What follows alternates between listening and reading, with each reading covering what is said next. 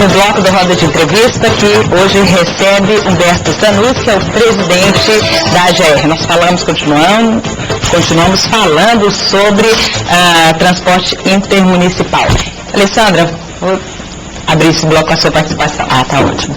Voltando no transporte, que eu acho que é um assunto que interessa muito, falando da fiscalização. Essa fiscalização, ela acontece somente nas estradas, dentro da própria rodoviária. Qual que é a atuação efetiva mesmo da AGR para esse combate ao clandestino? São de várias formas. Primeiro, nos terminais rodoviários, em todos eles, nós atuamos antes do ônibus sair, a gente verifica se o ônibus está correto, é feito. Nós temos 243 itens que são vistoriados, grande maioria de segurança. É verificado isso. Nós ficamos muito nas polícias rodoviárias estaduais, e quanto a atuação junto com a NTT, Força do Convênio, nas BRs, porque nós só podemos atuar nas BRs junto com o pessoal da NTT, que tem um convênio com a Polícia Rodoviária Federal. A minha pergunta é porque a gente anda na rodoviária, às vezes eu vou à rodoviária levar alguém, e eu vejo ao redor aqui da rodoviária de Goiânia mesmo, eles atuando ali mesmo e abordando. Como é que a AGR atua nesse sentido? Esse é o seguinte, 99% desses ônibus que vocês verem ali, 99%... Carros também, né?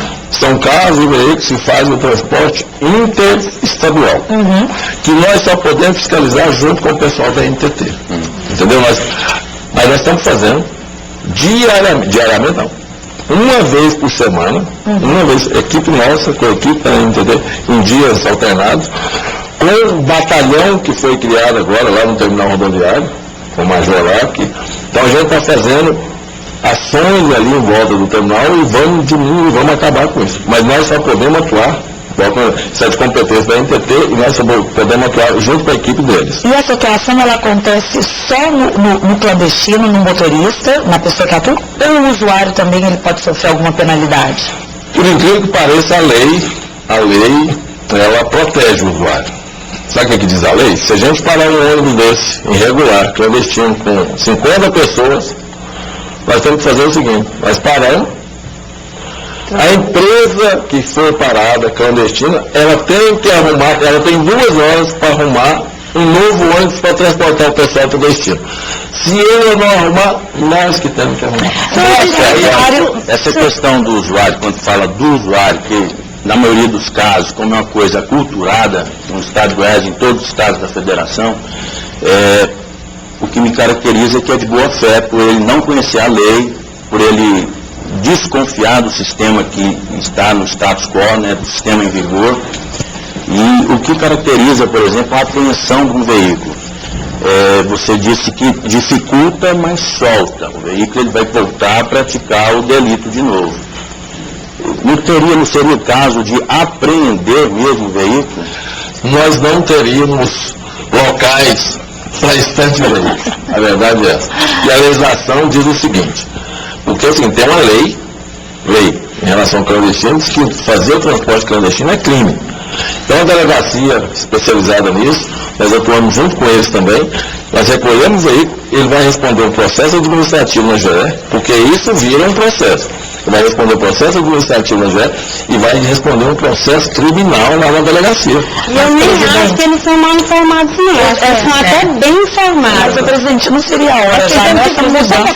Nós já fizemos uma matéria sobre esse transporte, acompanhamos durante uma semana ali em volta da rodoviária e pegamos esses usuários. Eles sabem que eles estão pegando um transporte clandestino, eles sabem o risco que eles estão correndo, mas alegam pressa, preço, uma série de coisas. Não seria a hora de falar o seguinte, que o veículo fica apreendido durante 4 dias, depois liberado, e a multa, ela aumentou.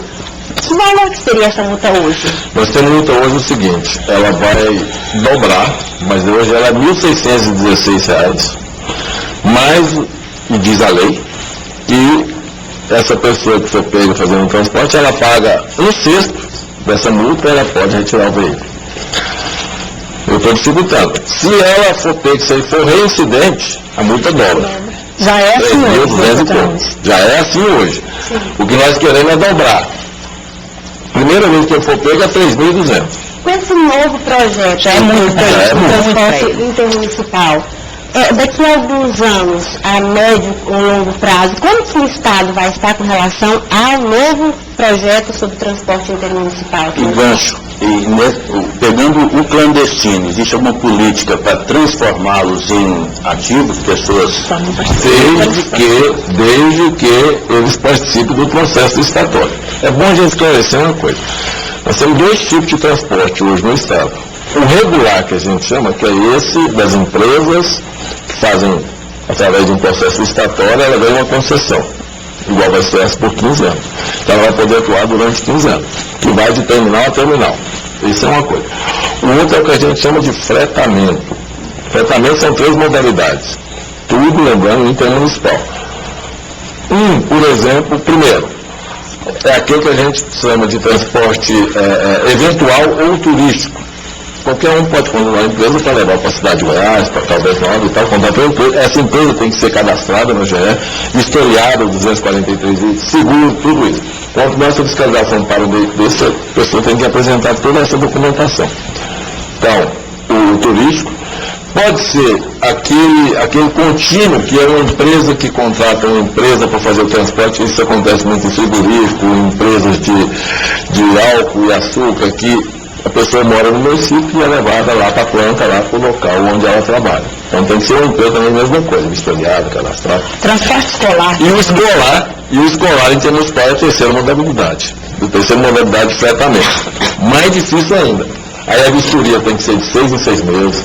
O motorista tem que ter custo de direção defensiva, tudo isso. Então, o veículo vistoriado, de 6 em 6 meses, tudo isso. Então tem esse outro tipo. Nós fiscalizamos todos esses tipos. Mas nós temos também, por exemplo, você libera uma pessoa para fazer o fretamento, uma empresa fazer o fretamento, e isso ele vai concorrer lá com o regular. Querer fazer linha. Então nós não temos que continuar. Nós agora, por exemplo, suspendemos 100 e poucas empresas por 1 ano que elas não vão poder fazer serviço nenhum, porque ela estava fazendo isso. Doutor Carlos, quem está nos assistindo, obviamente, está ansioso para saber do senhor esse cenário bonito que o senhor pintou do pós-licitação. O senhor falou em 6 meses depois do edital, mas dá para o usuário sonhar que 2014 esse novo cenário já está configurado? E uma outra questão, é dinheiro somente dos cofres de Goiás, dos cofres estaduais, para esse processo todo acontecer, esse processo de licitação, que não é uma coisa simples, ou tem recurso da União, do Ministério? E, por fim, como é que está a AGR no índice de governança regulatória? O Banco Mundial, há alguns anos atrás, fazia uma medição, junto com instituições internacionais, do índice de governança regulatória das agências reguladoras brasileiras. E a AGR tinha uma nota muito boa, uma posição muito considerável nesse índice. Como é que está isso? Deixa eu responder por parte. Lógico que tem, como eu disse, esse período de transição, esperamos sim que nós tenhamos um transporte de qualidade para a população, temos certeza disso. A gente disse que é lógico que não é uma coisa fácil. Se nunca houve, não houve nenhum Estado até agora, nós vamos ser os primeiros, estamos servindo como exemplo, nós recebemos visita diariamente de outras agências reguladoras de outros Estados, que vêm ver o nosso projeto. Eu já apresentei esse projeto em vários lugares, apresentei na NTT agora semana passada. O nosso projeto, que é um projeto bom, racional, planejado, eficiente, tenho certeza. Agora, nossa avaliação, nós somos uma das agências mais antigas. Nós temos 13 anos, como eu disse, as mais antigas têm 16 anos. A agência reguladora de Goiás foi criada em 99. Começou a funcionar em 2000, então é uma das mais antigas. Nossa agência é uma das mais respeitadas. Nem tem isso. Nós estamos agora no mês de outubro, no mês de setembro nós vamos fazer a nossa auditoria interna, no mês de outubro nós vamos fazer a nossa auditoria externa e vamos certificar. Vamos certificar todos os procedimentos da agência. Não é igual tinha antigamente, que era algumas áreas e tal. Nós vamos certificar com um sistema, com uma coisa de primeiro mundo. Uma coisa de primeiro mundo, mas para que isso? Para a gente dar uma melhor condição de trabalho, de acesso aos nossos usuários. Nós estamos nos profissionalizando internamente, estamos reformando toda a nossa sede agora, vai ficar ótima, estamos reformando toda a nossa sede, vamos trocar todo o mobiliário, estamos fazendo a ISO 9000, estamos com veículos novos, estamos fazendo concurso, temos um planejamento estratégico em andamento, para que nós tenhamos, o nosso objetivo estratégico é o seguinte, de ser o primeiro órgão, o órgão de referência da administração pública estadual, porque nós somos uma autarquia especial, mas participando da administração e fiscalizando a administração. Por isso nós temos que ter autonomia. E ser a agência reguladora estadual de referência no Brasil. E isso vocês podem ter certeza, podem me cobrar, que o ano que vem nós vamos ter isso tudo pronto e podem fazer, pode ver em logo. 2014 está aí a eleição, né? Qual que é a garantia que o usuário, o cidadão teria de continuidade nesse projeto, e a gente sabe que isso não é barato. Primeiro respondendo a pergunta, nós vamos ter o custo disso é bancado pela GE, com recurso próprio nosso. Nós optamos o seguinte... Fala do processo de licitação. Do processo de licitação. Nós optamos para a gente ter uma tarifa não superior à praticada hoje, nós optamos o seguinte, em vários lugares pode-se cobrar um valor de outorga às empresas, porque as empresas vão ficar 15 anos, né? Fazendo um sistema. Então, ela geralmente não, em alguns casos se cobra um valor de outorga. A empresa, para ela entrar, para ela ter esses 15 anos, ela paga um valor. Isso é estipulado. Nós preferimos não ter valor de outorga para que nós possamos oferecer uma tarifa mais baixa. Então não tem valor de outorga, vai ser ônibus novos, ônibus melhores, mas a nossa licitação vai ser a empresa ou o consórcio que oferecer a menor tarifa. Você acabou, Edriza, infelizmente, deixa eu só terminar, responder a pergunta do Ernesto, que garantia o usuário terá de que, com mudança ou com a continuidade, depois da eleição do ano que vem, esse serviço, esse projeto continuará sendo implantado? Primeiro é o seguinte, como eu disse, a agência reguladora, nós temos, por exemplo, eu tenho um mandato. Eu fui indicado pelo governador, mas meu nome foi sabatinado pela Assembleia Legislativa.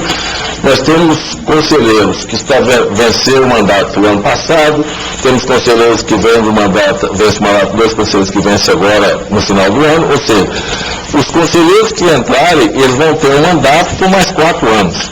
Ou seja, não vai haver, e tem mandato, pode mudar o governo o ano que vem, que eles vão continuar na agência reguladora por mais 2 anos. Nós temos mandato aprovado, isso justamente para evitar essa descontinuidade. Nós temos mandato, nós temos autonomia, então as pessoas precisam entender o papel da agência reguladora. Ela, apesar de ser um órgão de Estado, ela tem que ter autonomia de gestão, autonomia financeira para poder fazer essa intermediação, esse equilíbrio. Por exemplo, eu fiscalizo um órgão público. Não adianta alguém dizer para mim, nós estamos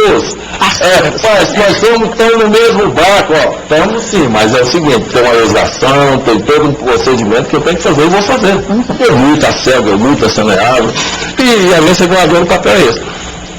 Finalizando, volto a dizer, o objetivo, nós estamos nos preparando, a agência reguladora, como eu disse, para prestar um bom serviço para a população, para que ela tenha um serviço de qualidade. Tudo isso nós vamos fazer. Por exemplo, com o papel da agência reguladora, eu não posso, nós que definimos as tarifas de água e esgoto, de transporte, eu não posso definir, com base nos dados, eu não posso definir uma tarifa baixa, para o usuário ter condição de pagar, mas a empresa vai receber por essa tarifa um valor que ela não vai ter condição de investir em prestar um bom serviço. E ao mesmo tempo, então tem que fazer essa intermediação, esse equilíbrio, eu tenho que ter uma tarifa justa e mostra para as pessoas. Nós temos que ter outra roda de entrevista para nós continuarmos debatendo esses temas, mas eu quero agradecer a participação do senhor aqui com a gente, Humberto Danus, presidente da AGR, e também a participação dos nossos colegas, a Edriza, o Ernesto, a Marília e a Alessandra. Um prazer recebê-lo aqui, muito obrigada pela participação. E eu que agradeço a todos os jornalistas aqui presentes e volto a enfatizar. Me cobrem o ano que vem sobre a atuação do órgão regulador do Estado. Obrigada. Lembrando que o Roda de Entrevista tem a produção de Ana Lúcia Pereira e Norma Leite. Uma boa noite para você e até a próxima terça.